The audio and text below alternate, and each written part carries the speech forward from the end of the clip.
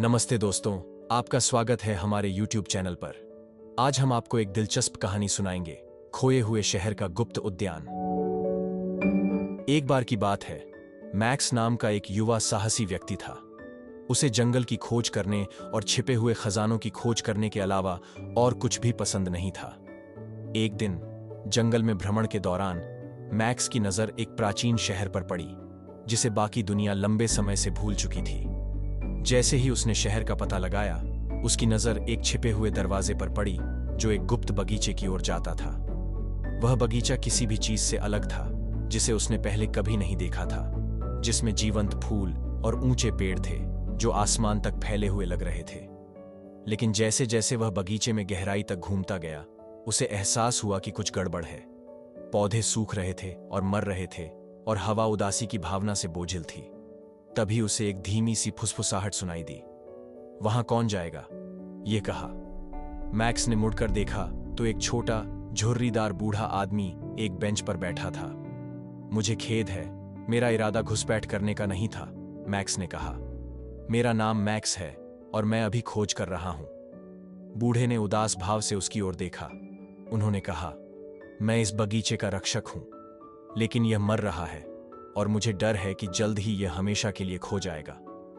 Max बूढ़े व्यक्ति की बातों से प्रभावित हुआ और उसने पूछा कि क्या वह मदद के लिए कुछ कर सकता है। बूढ़े व्यक्ति ने एक पल के लिए सोचा और फिर कहा, बगीचे के मध्य में एक जादुई झरना है। इसमें पौधों को पुनर्जीवित करने और इस स्थान पर जीवन वापस लाने की शक्ति है, लेकिन इसकी रक्षा एक भयंकर प्राणी द्वारा की जाती है और कई वर्षों से कोई भी उस तक नहीं पहुंच पाया है।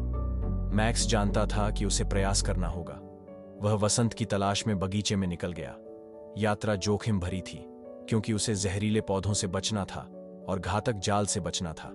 लेकिन आखिरकार वह बगीचे के बीचों बीच पहुंच गया और जादुई वसंत देखा। तभी एक विशाल जीव प्रकट हुआ। वह बालों से ढका हुआ था और उसके पंजे और दांत बहुत नुकीले थे।